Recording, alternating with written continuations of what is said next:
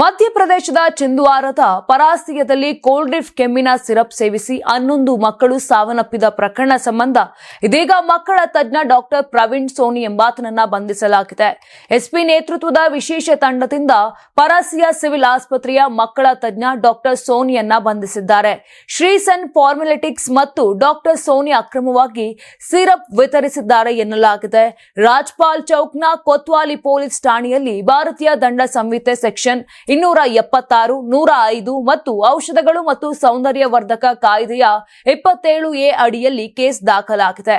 ಔಷಧ ಕಂಪನಿ ಮತ್ತು doctor Praveen Sony ವಿರುದ್ಧ ದಾಖಲಾದ 2 ಪ್ರತ್ಯೇಕ ಪ್ರಕರಣಗಳಿಗೆ ಸಂಬಂಧಪಟ್ಟಂತೆ ಕ್ರಮವನ್ನ ಕೈಗೊಳ್ಳಲಾಗಿದೆ.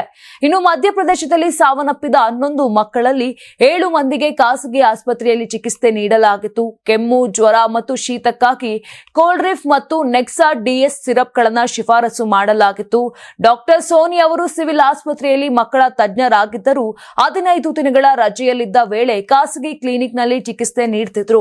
ಇನ್ನು ಕ್ಲಿನಿಕ್ ಪಕ್ಕದಲ್ಲೇ ಅಪ್ನಾ ಮೆಡಿಕಲ್ ಎಂಬ ಅಂಗಡಿಯವನ್ನ ಅವರ ಪತ್ನಿ ನಡೆಸ್ತಾ ಇದ್ರು. ಈ ಔಷಧಗಳು ಅಲ್ಲಿಯೇ ಮಾರಾಟವಾಗುತ್ತಿದ್ದವು. ಸಾವನ್ನಪ್ಪಿದ ಮಕ್ಕಳಿಗೆ ಡಾಕ್ಟರ್ ಪ್ರವೀಣ್ ಸೋನಿಯವರೇ ಔಷಧ ರೆಫರ್ ಮಾಡಿದ್ದಾಗಿ ತನಿಖೆಯಲ್ಲಿ ಬಯಲಾಗಿದೆ.